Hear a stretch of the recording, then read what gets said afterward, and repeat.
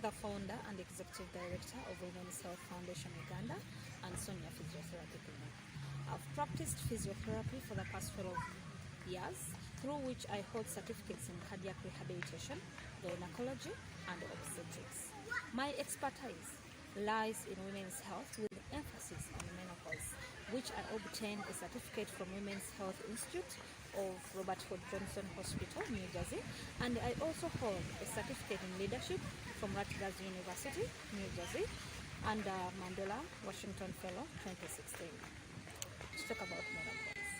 Menopause is an integral part of the process of aging in women.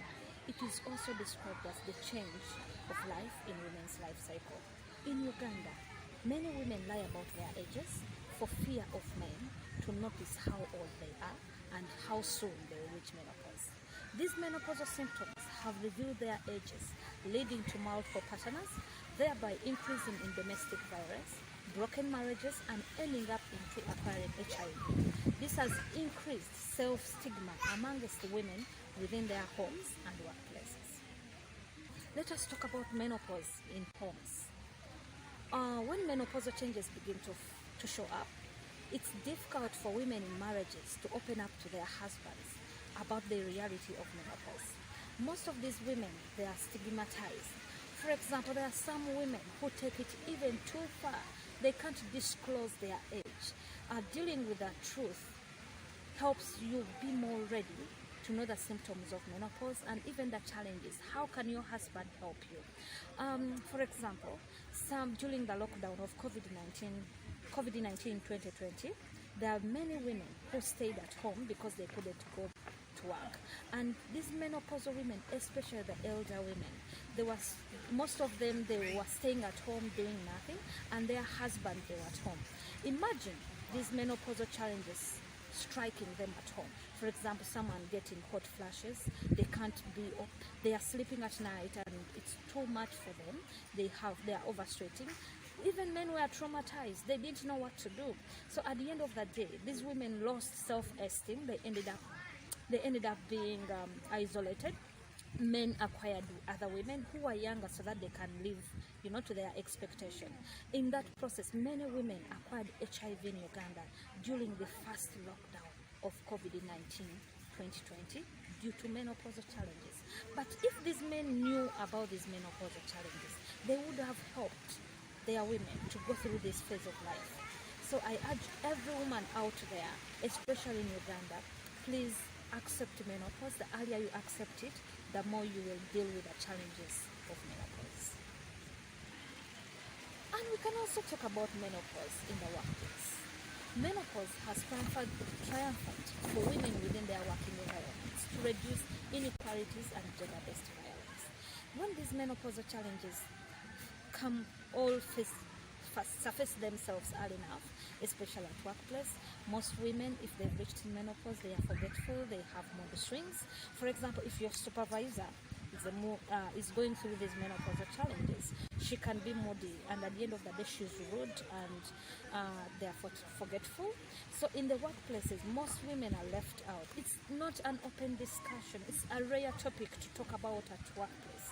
So most workplaces, I would think they need more trainings on menstruation and menopause with other male employees, so that these male employees can understand that menopause, it is okay, it's a normal phase of life.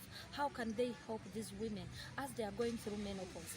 They should advise them to take nutritional supplements. They should advise them to do more of group exercise therapy, hormonal replacement therapy, and the bosses, they should be lenient to these women to know that they are really going through these challenges. How can we help this woman at work so that they don't lose their jobs?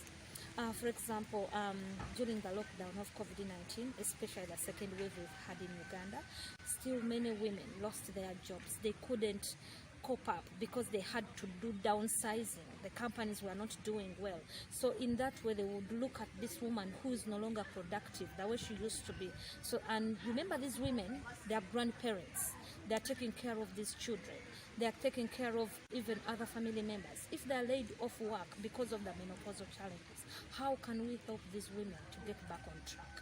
So, and I also I also call upon the women to join the menopausal cafes, which have helped these women to gain confidence, to be open to talk about menopause and how can the employers increase on the working hours of these women so that they can reduce absenteeism, stigmatization, and increase productivity at work. As Women's Health Foundation, one of our future perspectives towards menopause in Uganda, we have a goal of constructing the first menopausal center. This women's menopause hospital will be a rehabilitation center for our women who are going through menopause, where they will be getting hormonal replacement therapy, estrogen therapy, cognitive behavior therapy, so that these women can, if they go through this rehabilitation early enough, it will help them to gain that confidence that even if they are aging, it is okay to age. And this will be done in our menopausal center. We call upon all well wishers to help us to bring or to construct this menopausal center. We are also currently we are doing women's wellness clinics, and we have reached over 15,000 women with menopausal challenges, and they are underserved and marginalized communities. We need partners and support for our women, most especially grandmothers who are caring for their grandchildren. These grandchildren, they came into their lives as their children are lost or they died. And then we also have our Smart Women project, which give women hope through weekly exercises in our women's gym that has expertise trainers.